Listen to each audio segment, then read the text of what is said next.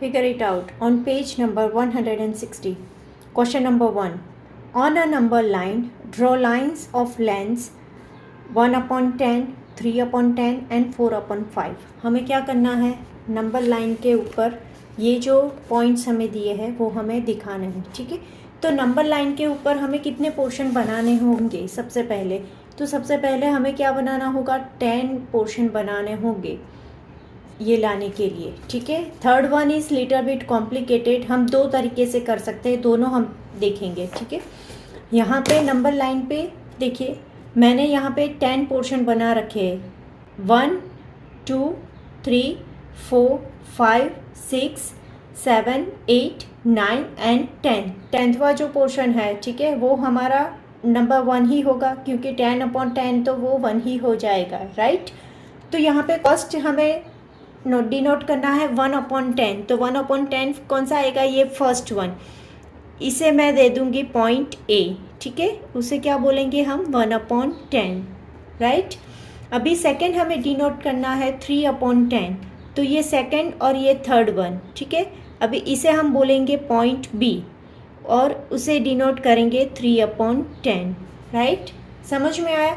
अभी third one जो है 4/5. ठीक है, 4/5 जो है उसे हम 10 में कन्वर्ट करें तो कैसे करें? देखिए, हमारा जो डिनोमिनेटर है उसे अगर मुझे 10 में कन्वर्ट करना है तो 5 को मैं 2 से मल्टीप्लाई करूँगी. ठीक है, अगर मैंने 5 को 2 से मल्टीप्लाई किया है तो ऊपर भी मल्टीप्लाई करना पड़ेगा 4 को 2 से, बिकॉज अगर ये दोनों ऊपर नीचे डिवीजन में जाएंगे तो दोनों कट होके हमारा आंसर 4/5 फाइनली हो जाएगा. तो वही चीज़ के लिए मुझे यहाँ से ऊपर और नीचे दोनों में 2 से मल्टीप्लाई करना पड़ेगा. ठीक है, 4 2 क्या होगा? 8 एंड 5 2 10. 8/10. तो वो कहाँ पे आएगा? ये 3 है, 4 5 6 7 एंड 8. 8/10 यहाँ पे आता है. ये क्या हुआ मेरा? C. 8/10. या तो फिर क्या बोल सकते हैं हम? और 4/5. या तो फिर आप अलग नंबर लाइन पे ही उसे डिनोट करो, जिस नंबर लाइन पे हम 5 पोर्शन रखेंगे. 1 2 3 4 एंड फिफ्थ वन इज़ हमारा 1 होगा. ठीक है, तो उसमें यहाँ पे ये जो पॉइंट आएगा वो 4/5 आएगा. आप अलग से भी डिनोट कर सकते हो. एक ही नंबर लाइन पे हमें वो सभी पॉइंट दिखाने हैं, वो लिखा नहीं है. सो अलग अलग नंबर लाइन पे आप ये तीनों पॉइंट शो कर सकते हो. ठीक है, now question number 2. Right 5 more fractions of your choice and mark them on the number line. हमें 5 फ्रैक्शन दिखाने हैं और उसे नंबर लाइन पे मार्क करना है. कोई भी आप ले सकते हो. सबसे पहले मैंने लिया 1/2. ठीक है, 1/2 को मुझे डिनोट करना है तो यहाँ पे करूँगी. ठीक है, 2 पोर्शन ही मुझे दिखाने हैं जो मैंने दिखा दिए. नाउ यहाँ पे 1/3. तो 0, ये 1, ये 2 और ये 3. ये थर्ड पे मेरा 1 आएगा. अभी 1/3 में कहाँ पे डिनोट करूँगी? यहाँ पे आएगा ये. राइट, नेक्स्ट है मेरा 4/5. तो वो कहाँ पे जाएगा? तो देखिए, यहाँ पे 0, ये first portion, second, third, fourth and fifth one. तो हमारा क्या आएगा? 1 आएगा. ये जो है ये वाला मेरा क्या आएगा? 4/5. राइट, उसके बाद सपोज मैंने किया 2/3. तो कैसे करेंगे हम? तो यहाँ पे ये 0, ये 1 2 एंड 3 पे मेरा यहाँ पे 1 आएगा. जो भी नीचे है, ठीक है, उतने हमारे पोर्शन निकलेंगे. और ये 1/3 हुआ तो ये 2/3 होगा मेरा. राइट, समझ में आया मैं कैसे कर रही हूँ? और सपोज फिफ्थ वन मैं लूँ 5/6. ठीक है, तो कैसे करेंगे? मुझे कितने पोर्शन निकालने हैं इसके? 6 पोर्शन निकालने. जो भी डिनोमिनेटर में है उतने हमें पोर्शन निकालने रहते हैं. ठीक, अभी ये 1 2 3 4 5 एंड ये 6 1 मेरा क्या हुआ, नंबर 1। मुझे डिनोट क्या करना है, 5/6, तो 5th पॉइंट मेरा ये है, यहाँ पे क्या आएगा मेरा 5/6।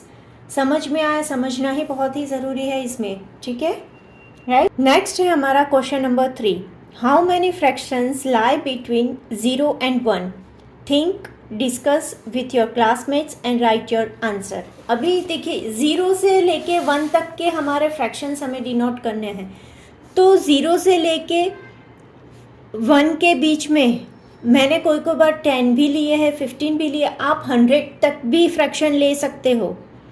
ज़रूरी नहीं है आपको सिर्फ 10 ही, आप 0 से लेके 1 के बीच में 10 ही ले सकते हो, आप 100 भी ले सकते हो, 10,000 भी ले सकते हो, कितने भी फ्रैक्शन लिख सकते हो। सो दोनों के बीच में कितने आएंगे, इनफाइनाइट।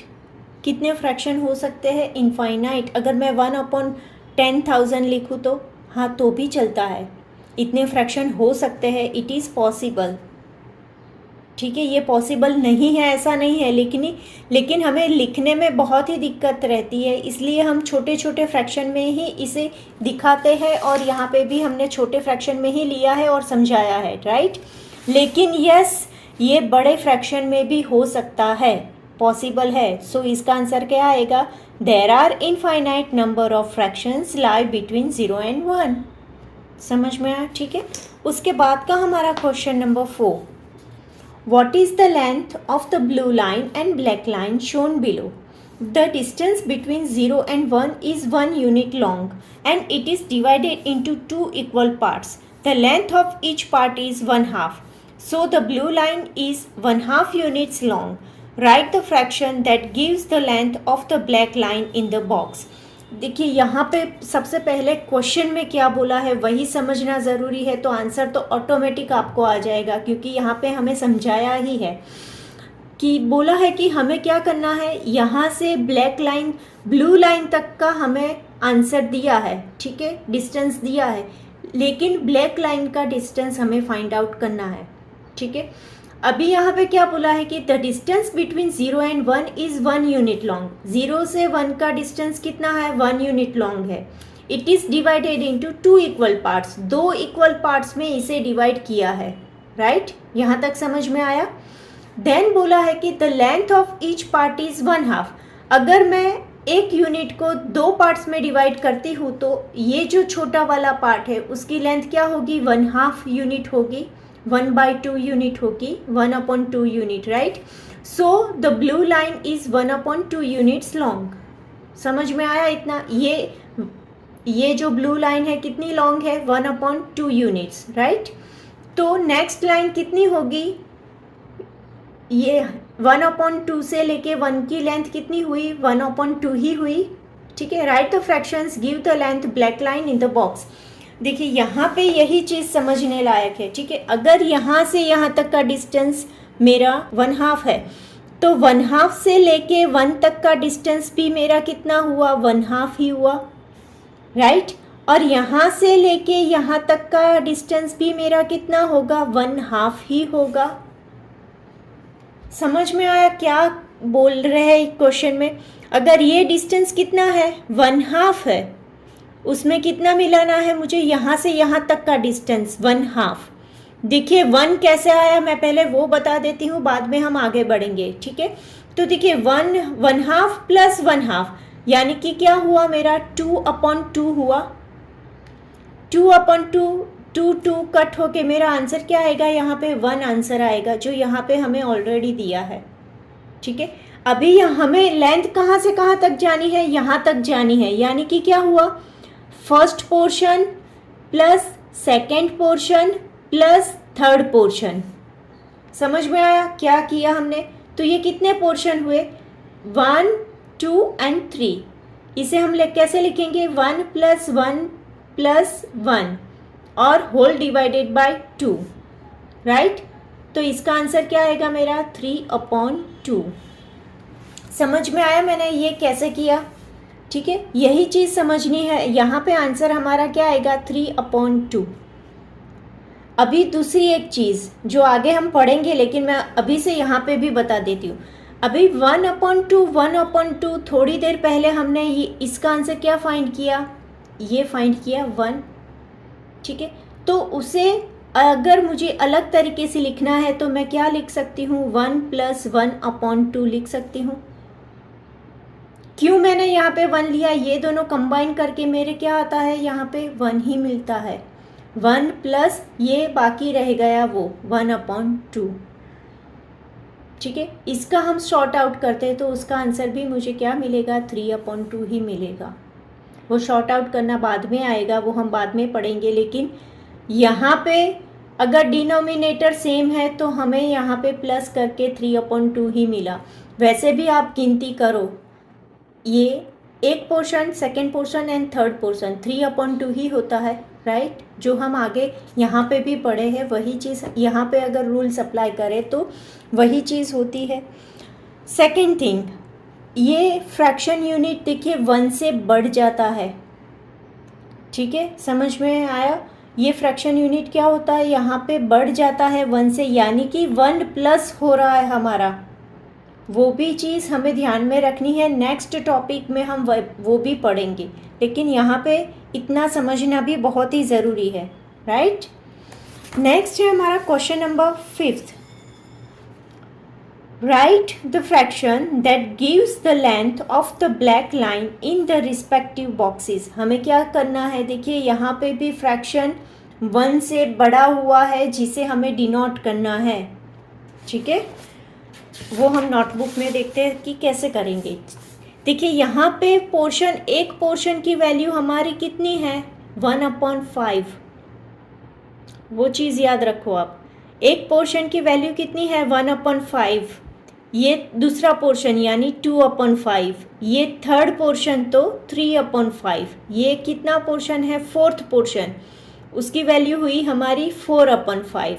ये है हमारा फिफ्थ पोर्शन, 5/5 या 1, दोनों का आंसर सेम ही होगा, राइट, मीनिंग सेम ही हुआ। ये फिफ्थ वन, तो ये कौन सा हुआ हमारा, सिक्स्थ पोर्शन है, तो इसकी वैल्यू क्या होगी हमारी 6/5, राइट। ये नेक्स्ट कौन सा पोर्शन हुआ हमारा, सेवेंथ, 7/5।